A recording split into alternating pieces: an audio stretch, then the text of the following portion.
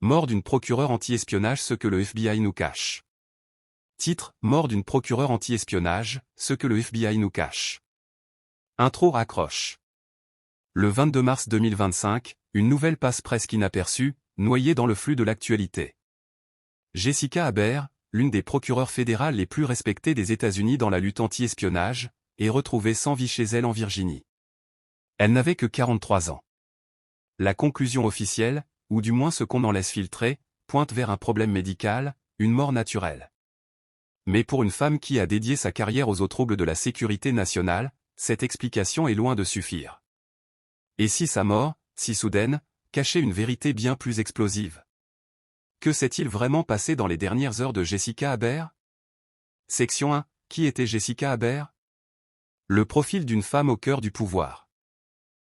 Pour comprendre pourquoi la mort de Jessica Haber soulève autant de questions, il faut d'abord saisir le personnage.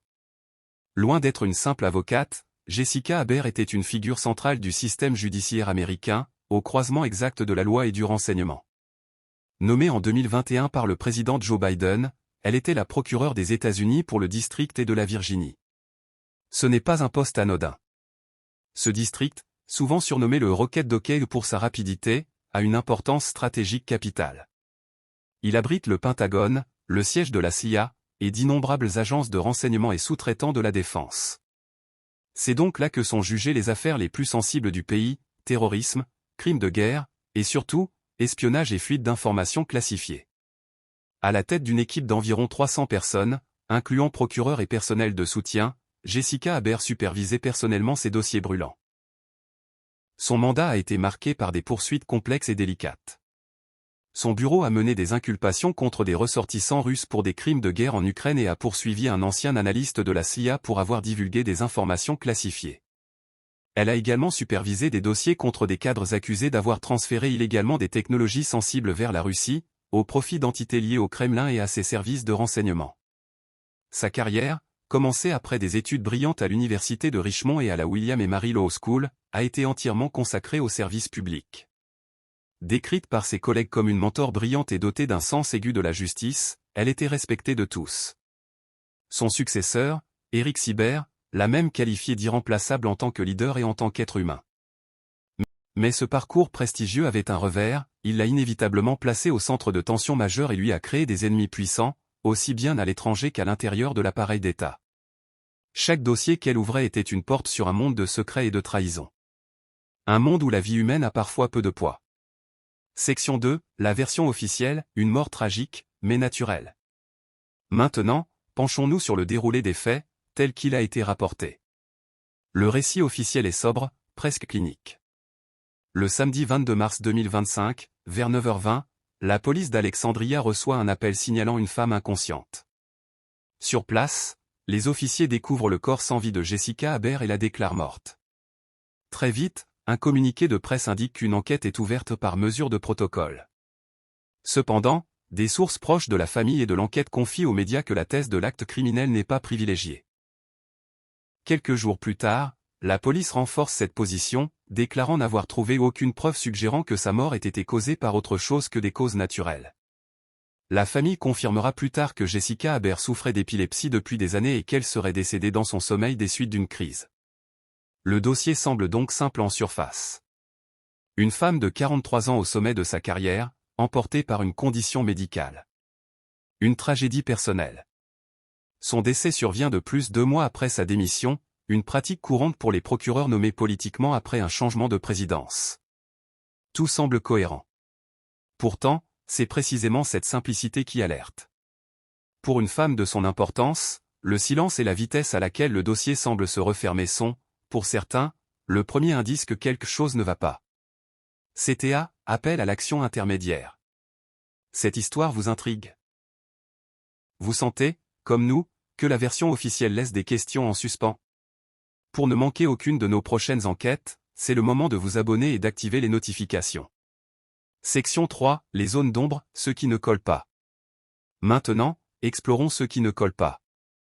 Car derrière l'apparente clarté du dossier se cache un brouillard d'incohérence et de silence. Première zone d'ombre, le timing. La mort de Jessica Haber survient à un moment particulièrement sensible. Elle venait de quitter ses fonctions, certes, mais elle restait dépositaire d'une quantité phénoménale d'informations confidentielles sur des affaires en cours ou récentes.